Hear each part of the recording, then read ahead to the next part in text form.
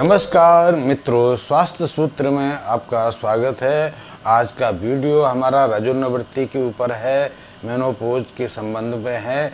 आप जैसे कि जानते हैं कि रजोनिवृत्ति स्त्री शरीर के लिए, स्त्रियों के लिए एक खास स्थान रखता है। स्त्रियों के जीवन में एक गहरा पड़ाव है जो उनके जीवन को एकाएक बदल के रख देता है। रजोनिवृत्ति का अर्थ है कि अब स्त्रियों के शरीर में गर्भ धारण करने की क्षमता नहीं रही, अब वो संतान को जन्म नहीं दे सकती, क्योंकि रजोनिवृत्ति के साथ उनका मासिक धर्म का चक्र रुक जाता है और उसके बाद ना तो उनके शरीर में किसी तरह के अंडाणु पैदा हो पाते हैं, ना ही मासिक स्राव होता है। ये एक ऐसी अवस्था है जो स्त्री के मानसिक स्वभाव पर भी एक परिवर्तन करती है और उनके शरीर में भी एक गहरा बदलाव लाती है। तो यदि हम इस रजोनिवृत्ति के संबंध में विस्तार से जान लें तो शायद हम और हमारी जो बहन बेटियां हैं, माताएं हैं, वो इसके संबंध में अच्छे से जान सकेंगी और इस अवस्था के बाद अपने को स्वस्थ और सामान्य प्रक्रिया से रख पाएंगी। ये बहुत महत्वपूर्ण है, क्योंकि बहुत सारी स्त्रियां रजोनिवृत्ति के बाद अनायास तनाव में चली जाती हैं, डिप्रेशन में चली जाती हैं। उनके दिमाग में ये बात घर कर जाती है कि अब उनका जीवन समाप्त होने वाला है, वो वृद्धावस्था को प्राप्त हो गई हैं, अब उनमें कोई जीवनी शक्ति नहीं बची, क्योंकि अब उनकी ना तो संतानोत्पत्ति क्षमता रही है, ना उनमें अब शारीरिक क्षमता रही है। लेकिन ऐसा नहीं है। हम स्त्री शरीर के संबंध में और स्त्री शरीर के जो हार्मोनल जो अनबैलेंस हैं, हार्मोनल जो बदलाव हैं, उनके संबंध में जान लें तो हम इस अवस्था से अच्छे से संघर्ष कर पाएंगे, अच्छे से अपने को उसमें सामंजस्य कर पाएंगे। ये हमारे लिए बहुत महत्वपूर्ण है। तो हमें रजोनिवृत्ति के संबंध में कुछ मूलभूत बातें हैं जिन्हें समझ लेना चाहिए और समझने के बाद इस शारीरिक बदलाव को हम सहजता से स्वीकार कर पाएंगे। जैसा कि आप जानते हैं कि मानव शरीर में, चाहे वो स्त्री हो या पुरुष हो, कई तरह के बदलाव आते हैं और स्त्रियों के शरीर में ऐसे 4 अवस्थाओं में बदलाव आते हैं। पुरुषों के शरीर में ऐसे खास बदलाव तो 2 बार ही होते हैं, लेकिन एक बदलाव और उसमें हम मान सकते हैं। तो स्त्रियों के शरीर में जो 4 बदलाव आते हैं, पहला बदलाव गर्भावस्था के समय होता है, गर्भ में होता है। दूसरा अवस्था शैशव काल के बाद जब वो युक्ति की तरफ बढ़ती है तब होता है। तीसरा गर्भावस्था के दौरान उन्हें कई बार ऐसे बदलाव का सामना करना पड़ता है। चौथा और अंतिम बदलाव रजोनिवृत्ति के रूप में होता है, मेनोपॉज के बाद रूप में होता है। पुरुषों की बात करें तो पुरुषों के शरीर में भी पहला बदलाव गर्भावस्था के समय होता है। दूसरा जो बदलाव है उनके शरीर में शैशवावस्था के बाद आता है, जब वो एक वयस्क के रूप में रूपांतरित होते हैं। और तीसरा बदलाव जो अदृश्य रहता है लेकिन होता अवश्य है, जब वो वृद्धावस्था को प्राप्त करते हैं। तो यदि हम इन बदलावों को जान लें तो हमारे लिए रजोनिवृत्ति को समझना और स्वीकार करना सहज हो जाता है।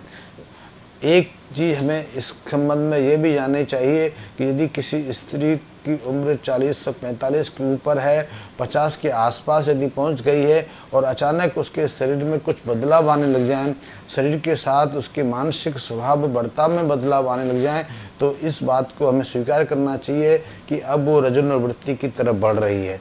जैसा कि पहला बदलाव ऐसा है कि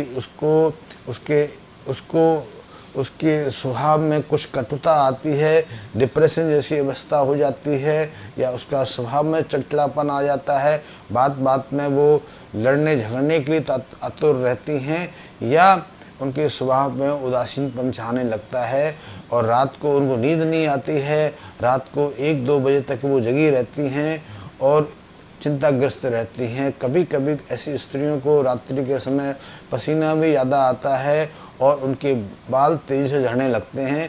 यदि हम देखें कि रजोनिवृत्ति की शुरुआत के 2-3 महीने में स्त्रियों के घने बाल आधे से ज़्यादा झड़ जाते हैं और वो बालों को लेकर चिंताग्रस्त स्थिति में रहती हैं। इसी तरह बहुत सारी स्त्रियों को रजोनिवृत्ति के आसपास उससे पूर्व बार बार मूत्र त्याग के लिए जाना पड़ता है, रात्रि को भी कई बार उठकर मूत्र त्याग के लिए भागना पड़ता है। इसके अलावा उनके शरीर में एक खुजली जैसी रहती है, एक खिंचाव सा बना रहता है, उनमें ड्राइनेस रहती है और उनके गालों में उनको लगता है जैसी गर्माहट पैदा हो रही है, उन्हें गर्मी की भावना ज़्यादा लगने लगती है।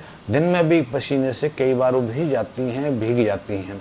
इसी तरह ड्राइनेस की स्थिति कई और अन्य अंगों में देखी जाती है और यूरिनली में उनको खुजली हो सकती है, ड्राइनेस रहती है और उनकी जो सेक्सुअल डिजायर है वो घट जाती है।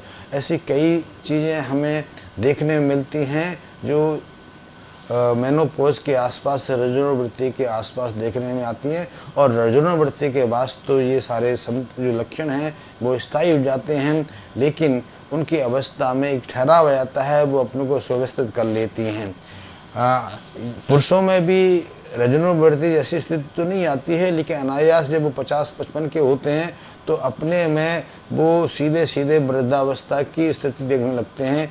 उनमें शिथिलता आ जाती है, जोश नहीं रहता, पुरुषार्थ नहीं रहता, वो आलस्य भाव बना रहता है, वो उनके दांत झड़ने लगते हैं, नेत्र ज्योति घट जाती है या सिर के बाल झड़ने लगते हैं। इसकी अवस्था उनमें पौरुष क्षमता की शिथिलता आ जाती है, वो स्वयं में नपुंसकता जैसा अनुभव करने लगते हैं। और ये दोनों अवस्थाएं, चाहे स्त्री हो या पुरुष हो, ये दोनों अवस्थाओं के लिए कई तरह के हार्मोन्स जिम्मेदार रहते हैं। यदि पुरुष की बात करें तो पुरुष के लिए इस सारी समस्या के लिए टेस्टोस्टेरोन नामक हार्मोन्स को जिम्मेदार ठहराया जाता है। और 40 के बाद पुरुषों के शरीर में टेस्टोस्टेरोन का स्तर जो है 60% तक गिर जाता है। कई पुरुषों में 70% तक टेस्टोस्टेरोन के लेवल में कमी आती है। यदि स्त्रियों की बात करें तो स्त्रियों के शरीर में भी 35 साल के बाद एस्ट्रोजन और प्रोस्टोजन नामक 2 हार्मोन्स जो उनकी ओवरी में पैदा होते हैं, उनके रिसाव में और निर्माण में 50% तक की कमी आ जाती है। इसलिए ऐसा माना जाता है कि 35 साल की उम्र के बाद स्त्रियों की जो प्रजनन क्षमता है, संतानोत्पत्ति की जो क्षमता है, वो 40% के करीब रहती है, 35% के करीब आ जाती है। उस समय कुछ स्त्रियां गर्भ धारण तो कर पाती हैं, लेकिन उनको कई तरह की स्थितियों का सामना करना पड़ता है। ऐसी स्त्रियों को प्रीमेच्योर डिलीवरी भी होती हैं और मिसकैरेज की स्थितियों का सामना भी ज़्यादा करना पड़ता है। इन ऐसी स्त्रियों को प्रसव के समय भी कई तरह की दिक्कतों का सामना करना पड़ता है। तो 35 के बाद की उम्र गर्भ धारण के लिए उपयुक्त नहीं मानी जाती है, लेकिन आज भौतिकता के युग में ज़्यादातर लड़कियां, ज़्यादातर स्त्रियां 35 के बाद ही गर्भ धारण कर पाती हैं। लेकिन 35 के बाद एक रजोनिवृत्ति की स्थिति की शुरुआत हो जाती है। यद्यपि रजोनिवृत्ति की शुरुआत 45 के बाद शुरू होती है और 50 तक पहुँचते पहुँचते ज़्यादातर स्त्रियों में रजोनिवृत्ति हो जाती है। पुरुषों की इस बात करें तो 50 के बाद वो शारीरिक शिथिलता अनुभव करने लगते हैं, उनमें ओजस्वा नहीं रहती, उतने तरोताज़ा स्थिति नहीं रहती, वो आलस्य भाव से पड़े रहते हैं, पौरुष क्षमता की उनमें बहुत कमी रह जाती है। आजकल पश्चिमी जगतों में ऐसे पुरुषों के लिए एक नई थेरापी, एक नई टेक्निक पर काम हो रहा है और उस पर बहुत सारे पैसे भी कमाए जा रहे हैं और ऐसे बहुत सारे क्लिनिक भी वहाँ खोले जा रहे हैं। ऐसे पुरुषों को 50 साल के बाद वहाँ टेस्टोस्टेरोन नामक हार्मोन्स की अतिरिक्त डोज दी जाती है। एक खास इंटरवल से, खास अंतराल के बाद उनको उनकी शारीरिक अवस्था, उनकी शारीरिक हर क्षमता, उनके शारीरिक वजन और उनकी जो योग्यता है या उनमें जो पौरुषहीनता के सिम्टम है, इन सबको ध्यान में रख के उनमें टेस्टोस्टेरोन को दिया जाता है, जिससे कि वो कुछ समय के लिए अपने को 10 से 15 साल युवा महसूस करने लगते हैं, 15 से 20 साल के कम उम्र के महसूस करने लगते हैं। ये थेरापी पश्चिमी जगत में, खासकर अमेरिका और यूरोप में बहुत प्रचलित हो रही है। इसके विरोध में भी सुर उठ रहे हैं, लेकिन आजकल वह काफ़ी लोकप्रिय है। हम बात कर रहे थे रजोनिवृत्ति की स्त्रियों की, तो स्त्रियों में ये अवस्था भारत में खास करके 45 साल के बाद आती है और 50 वर्ष तक पहुँचते पहुँचते ज़्यादातर स्त्रियां रजोनिवृत्ति हो जाती हैं, अपने मासिक से निवृत्ति पा लेती हैं। लेकिन एक चीज़ देखने में आई है कि स्त्रियों के शरीर में जो पहला बदलाव तो गर्भावस्था के समय आता है, दूसरा बदलाव जब वो भारत की बात करें तो अब तो 7 या 8 साल के बाद आता है, लेकिन 30-35 साल पहले, 40 साल पहले जब हम नैसर्गिक स्थिति में रहते थे, प्राकृतिक जीवन जीते थे, हमारे जीवन में आर्टिफिशियल रसायनों का कोई महत्व नहीं था, तब हमारे देश में जो किशोरियों की दूसरी बदलाव की शुरुआत होती थी 12 या 13 साल की उम्र में होती थी।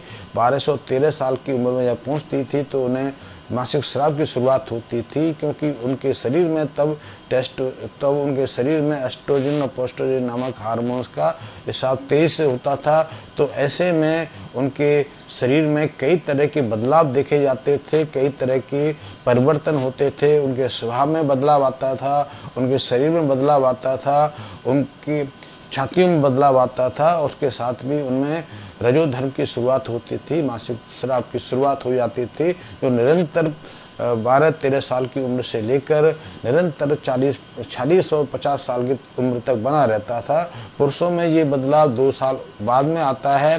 पुरुषों में, वयस्कों में ये बदलाव है, ये 14 या 16 साल की उम्र से शुरू होता है और 18 साल तक लगभग बंद हो जाता है। 18 साल के पुरुष को हम पूर्व वयस्क मान लेते हैं, और पुरुषों में उनके अंदर जो पौरुष क्षमता है लगभग 60 साल तक बनी रहती है। कई पुरुष 80 साल तक भी अपने अंदर पौरुष शक्ति को महसूस करते रहते हैं। उनमें जो स्पर्म की जो निर्माण है वो 80 साल तक की उम्र तक बना रहता है। 60 साल तक तो ज़्यादातर पुरुषों में जो सीमन और जो स्पर्म हैं वो काफ़ी हद तक निर्मित होते ही हैं, लेकिन स्त्रियों के शरीर में 50 साल की उम्र तक पहुँचते ना तो उनके डिम्ब और एग बनने बंद हो जाते हैं, ना केवल बल्कि उनके अंदर कई तरह के और परिवर्तन आते हैं,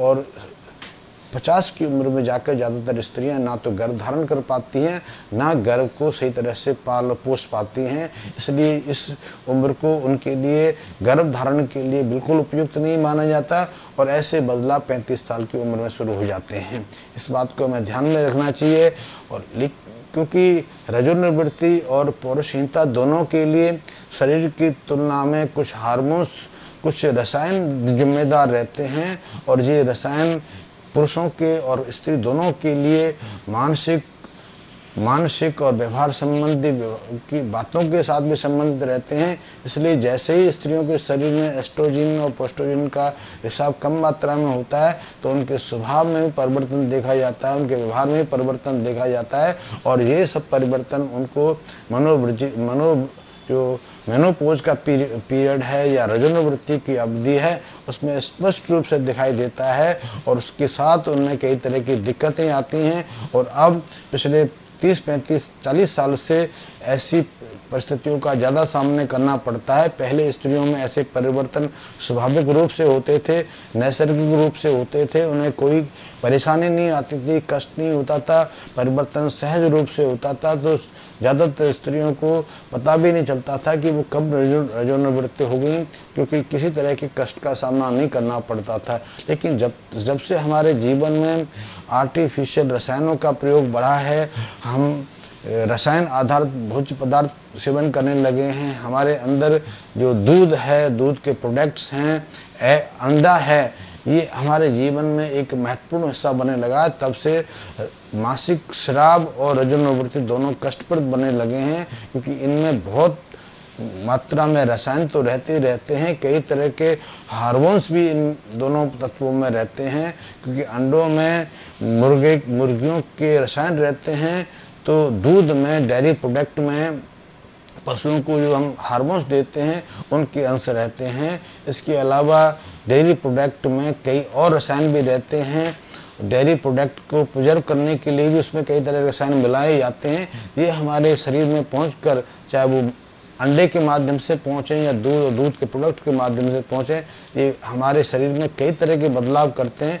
इससे हमारे जीवन का रसायन चक्र असंतुलित होता है और हमें कई तरह की समस्याओं का सामना करना पड़ता है। ऐसी समस्याओं से बचने के लिए यदि किसी का मासिक स्राव अनियमित हो तो उससे बचने के लिए या रजोनिवृत्ति की स्थिति में कष्टप्रद स्थिति बन रही हो, तो दोनों स्थितियों में हमें कुछ थोड़ी बहुत सावधानी रखनी चाहिए। पहली चीज़ कि ऐसी स्थिति में प्रवेश के समय हमें अंडे का सेवन छोड़ देना चाहिए, हमें डेयरी प्रोडक्ट का सेवन भी कम मात्रा में करना चाहिए। इसके अलावा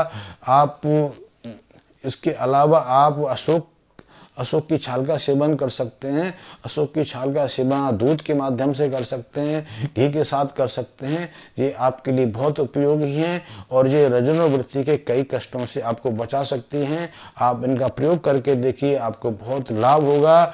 आपको सहज और नैसर्गिक जीवन जीने में ये दोनों चीज़ें सहायक सिद्ध होंगी। आज का वीडियो मैं इसी बात के साथ समाप्त करता हूँ। धन्यवाद।